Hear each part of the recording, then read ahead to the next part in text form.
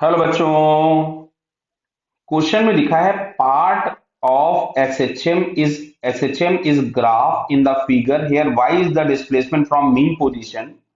The correct equation is clear. तो सबसे पहले देखो, यहां से अगर हम देखें तो ये हमारे पास half of the time period है।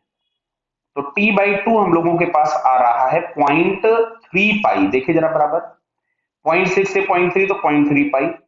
तो टाइम पीरियड हम लोगों के पास हो गया 0.6 पाई। तो सबसे पहले हम ओमेगा निकाल ले, तो ओमेगा इज इक्वल टू हम लोग लिख सकते थे 2 पाई/t। तो 2 पाई अपॉन 0.6 पाई, पाई से पाई कैंसल हो गया और ये हमारे पास आ रहा है 20/6 मतलब 10/3 रेडियन। बोलिए, इट इज 10/3 रेडियन पर सेकेंड। तो हमको ओमेगा मिल गया। तो 10/3 वाले हमारे पास दो ऑप्शन दिए हैं, बी और सी। अब आते हैं हम लोग, अब अच्छा सुनो इधर, टी बराबर जीरो पे ये निगेटिव दिख रहा है। ये सिंपल सी बात देखो, ये जो एसएचएम हम लोगों के पास है वो निगेटिव एक्सट्रीम से स्टार्ट हो रहा है और एसएचएम का इक्वेशन हम लोग लिखते थे A sine omega t plus minus five. तो अगर मीन से स्टार्ट हुआ पॉजिटिव एक्सट्रीम की तरफ गया तो फाइव जीरो, पॉजिटिव एक्सट्रीम से स्टार्ट हुआ तो फाइव पाई/2, मीन से स्टार्ट होकर निगेटिव एक्सट्रीम की तरफ गया तो ये हम लोगों के पास हो जाएगा कितना, थ्री।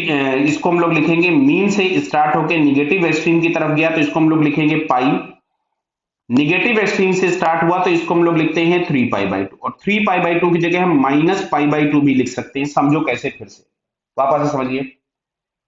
वैसे तो यहां पे डायरेक्टली हम निकाल सकते थे लेकिन फिर भी, अब देखिए इधर, जैसे यहां पे हम लोग एक सर्कल ड्रॉ कर दें इस तरीके से। मैं आपको समझाने के लिए बता रहा हूं ये, बिकॉज ये बहुत इंपॉर्टेंट चीज है। अगर हमको ये समझ में आती है ना, बहुत सारे क्वेश्चंस में हमारा काम बहुत आसान हो जाएगा।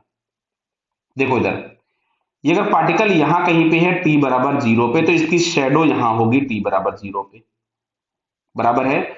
और t बराबर जीरो पे अगर पार्टिकल यहां पे है तो इसकी शेडो यहां होगी, और शेडो एसएचएम करती है। तो क्या दिख रहा है, ये आपको पॉजिटिव एक्सट्रीम पे दिख रहा है। ऐसे अगर t बराबर जीरो पे शेडो यहां पे है, पार्टिकल अगर यहां पे है तो शेडो यहां पे होगी, और जो इनिशियल फेज होता है वो एंगल होता है जितना आप घूम चुके हो। तो ये वाला एंगल अगर हम देखें तो 3/2, अगर 3 पाई/2 एंटी क्लॉकवाइज और क्लॉकवाइज में जाएंगे तो पाई/2, मतलब पाई की जगह पे पाई/2 आना चाहिए माइनस का, और ओमेगा की जगह पे 10/3। तो यहां से हम लोगों को ये बी वाला ऑप्शन करेक्ट दिखता है। Clear? So correct answer is B. Clear? आप दूसरी तरह से भी समझ सकते हैं। अगर ये चीज आपको नहीं क्लियर हो रही है तो समझिए बात को।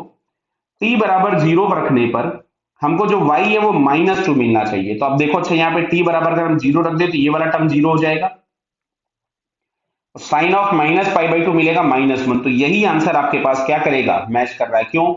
इसमें t बराबर जीरो रखने पे मिलेगा साइन पाई/2 जो कि आपको +2 देगा। तो ये आंसर नहीं हो सकता। Clear? So correct answer is B. Okay बेटा, ऑल द बेस्ट।